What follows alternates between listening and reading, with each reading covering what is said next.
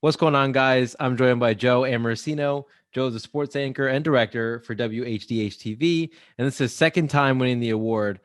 So congratulations, Joe, and thank you for taking the time and joining me on this interview.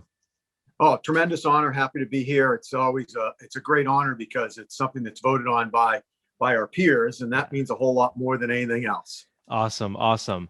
And that's very true. So, Joe, what was your career path like on your way to where you are now in your current position? Did you always know that you wanted to be in this industry? Yeah, in the eighth grade, I watched our local sportscasters here in Boston, and I was inspired by them. They were covering some awesome stories during that time, and I said, I want to do that. And then I went to Boston University. I studied broadcast journalism there, and then I worked my way through a small commercial cable station on Cape Cod here in Massachusetts. I worked in Providence, Rhode Island for a couple of years, and I've been here at WHDH for 23 years now. Awesome. That's incredible. So you knew very early on exactly what you wanted to do. Now, Joe, what would you consider to be your favorite part of your job? I think my favorite part of the job still is we all cover the same story every day of the week, essentially, and same stories. And it's how are we going to tell that story that's a little different than everyone else? And that's the challenge within our sports department all the time. And, you draw on a foundation of knowledge, and we've got some great sportscasters and writers and radio people in this market that have a ton of experience. And you get a great product all the way around the market because people understand the history of the sports, the importance of sports, and how it fits into the culture here in Boston. So that's the biggest thing for me. We've obviously had some great events with Super Bowls, World Series, NBA championships, Stanley Cup championships. Right. We had a Ryder Cup comeback here. That was amazing as well. That took place in Brookline. So we've seen some fantastic sporting events through the years, but you come to work every day. What are you going to do every day? Well, you're going to try and tell the story in a way that's a little different and that's interesting. Awesome.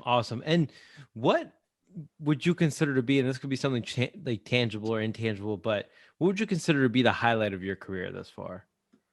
Ooh, man, that's a tough question. I mean, growing up here, just seeing our teams actually win, seeing the Red Sox finally win a World Series and then do it 4 times, that's pretty special. Right. Seeing the Patriots win for the first time, seeing the Celtics win for the first time in a long time, and the Bruins win for the first time in a long time.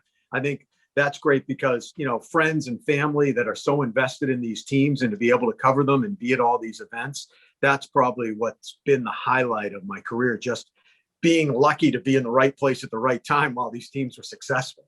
Right. That's awesome to hear. Not too awesome because I am a Yankees fan, but it is awesome to hear regardless.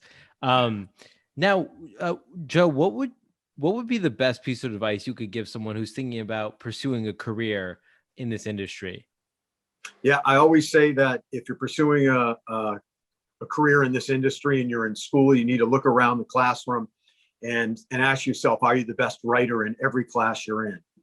And if you're not, well, you got a little work to do. You need to be among the best writers in every class, whether you're going to do something in writing or you're going to form sentences as you speak.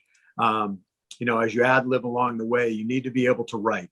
And then the other thing is you need to develop that foundation of knowledge, which is you need to be starting immediately in paying attention to what's going on in sports locally, nationally, and then also in news, because news is a big part of what you do. That's what makes things of interest to people. Why is it relevant? Is it a big deal? And how do politics, how do finances come into play in sports? And they do at all levels. Right. So those are always my 2 pieces of advice. You need to get a foundation of knowledge going because, you get out, you get your first job or second job and something happens and what if you react as if it's the first time it's ever happened and it's happened 100 times? Right. Or what if you react as if it's no big deal, but it's never happened again before? Right. So that's why you need to build the foundation of knowledge. And then you need to always try to be one of the best writers in any class you're in.